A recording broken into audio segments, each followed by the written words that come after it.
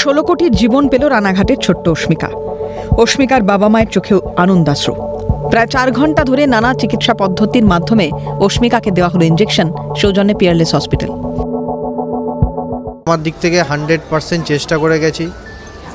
সাথে সাথে অবশ্যই এত লক্ষ লক্ষ মানুষের সাহায্য, ভালোবাসা আর আশীর্বাদ না থাকলে এই টাকাটা জোগাড় করা একটা অসম্ভব ছিল। তো অবশ্যই সেটা আমার কাছে ভাবলেও আমি এই দিনগুলো আমাদের কিভাবে কেটেছে সেটা ভাবলেও আমার অবশ্যই সেটা একটা ভয় লাগে। ছোট্ট একরত্তির শরীরে বাসা বেঁধেছিল স্পাইনাল মাস্কুলার অ্যাট্রফি বা SMA টাইপ 1। জিনগত এই রোগ শরীরের মাংসপেশিকে দুর্বল করে এবং হাড়ের ক্ষয় বাড়ায়। স্পাইনাল কর্ডের মোটর, নিউরন এবং মস্তিষ্ক বা ব্রেনকে আঘাত করে। মানবদেহে এই 2 অংশ শরীরকে সচল রাখতে নিয়ন্ত্রণ করে।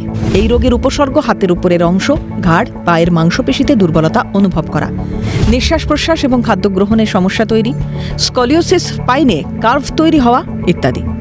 অস্মিকার 6 মাস বয়স থেকে শুরু মা বাবার সংগ্রাম। পাশে পেয়েছেন কোটি কোটি মানুষকে। অবশেষে 9 কোটি টাকা জমা পড়তেই ইঞ্জেকশন হাতে পায় অস্মিকার পরিবার। বুধবার শুরু হয় চিকিৎসা। এই 16 কোটি টাকার থেকে আপাততভাবে 9 কোটি টাকা ক্রাউড ফান্ডিং করে ইস্টার্ন এশিয়াতে এই প্রথম কোনো একটি শিশু যে কিনা ক্রাউড ফান্ডিংয়ের মাধ্যমে এই জিন থেরাপি তার শরীরে প্রবেশ করানো হলো। আগামী 2-3 মাস পর্যবেক্ষণে থাকবে অস্মিকা। এবার কি করণীয় অস্মিকার? কতটা সাবধানে থাকতে হবে অস্মিকাকে? আর কেনই বা অতিরিক্ত সাবধান করছেন চিকিৎসকরা?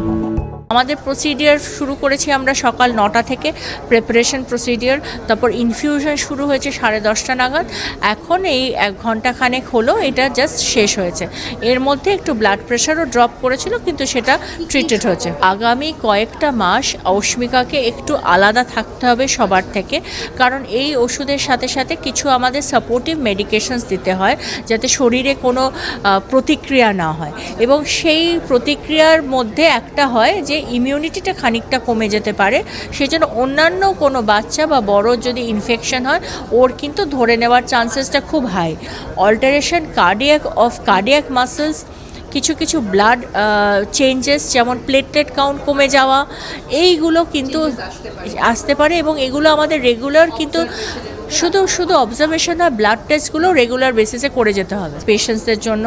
বা কিছু অন্যান্য ওয়ার্ল্ড ওয়াইড এটা করেছেন আর্লি অ্যাক্সেস প্রোগ্রাম, মানে সেখানে হচ্ছে ওষুধটার যখন $1 মিলিয়ন পরিপ্রেক্ষিতে যে টাকাটা রেজড হলো, মানে এই ক্ষেত্রে 9 কোটি টাকা, ওরা কিন্তু ওষুধটা অ্যাক্সেসেবল করে দিচ্ছেন, কারণ ওনারাই দেখছেন যে 16 কোটি টাকা তুলতে প্রচুর সময় লেগে যাচ্ছে।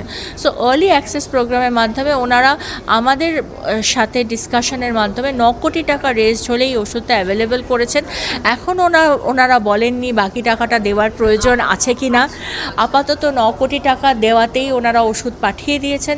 ওষুধ আমরা দিতে পেরেছি, সেই জন্য আমরা সত্যি খুব গ্রেটফুল।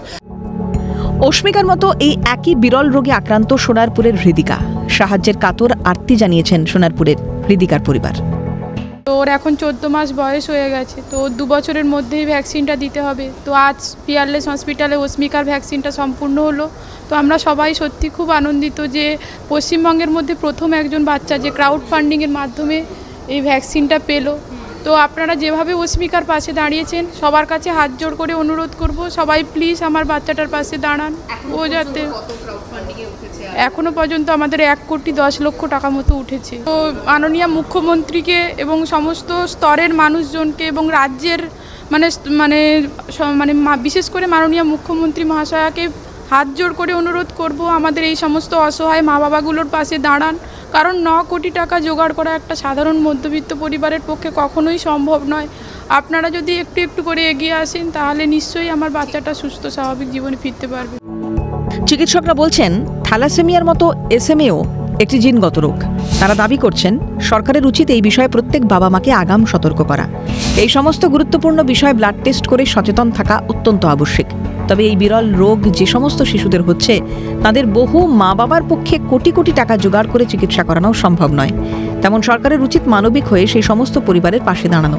মুখ্যমন্ত্রী সহ রাজ্যের সমস্ত মানুষের কাছে সাহায্যের আবেদন জানিয়েছে হৃদিকার পরিবার। যে আগামী দিনে সমাজের প্রত্যেক স্তরের প্রত্যেক মানুষকে এগিয়ে আসতে হবে এই বিরল রোগকে যাতে একেবারে উপশম করা যায়। শুধু তাই নয়, সরকারের সদিচ্ছা বা সরকারের ভূমিকা অত্যন্ত গুরুত্বপূর্ণ। তার কারণ এই ধরনের বিরল রোগ আরও আগামী দিনে বেশি করে ডিটেক্ট হচ্ছে এবং যত ডিটেকশন হচ্ছে তত কিন্তু রোগের ওষুধের প্রয়োজন পড়ছে। আর তার জন্য সমাজের সর্বস্তরের মানুষকে যেমন এগিয়ে আসতে হবে রাজ্য তথা কেন্দ্রীয় সরকারকে। এমনটাই বার্তা দিচ্ছেন হাসপাতাল থেকে শুরু করে যারা ইতিমধ্যেই এই রোগে আক্রান্ত হয়েছেন, তাদের পরিবারের যারা আত্মীয়রা রয়েছেন, তারাও কিন্তু একই দাবি করছেন কেন্দ্র বা রাজ্য সরকারের কাছে। ক্যামেরায় সোনাই ঘোষের সঙ্গে অভিরূপা সাহা, ক্যালকাটা নিউজ, কলকাতা।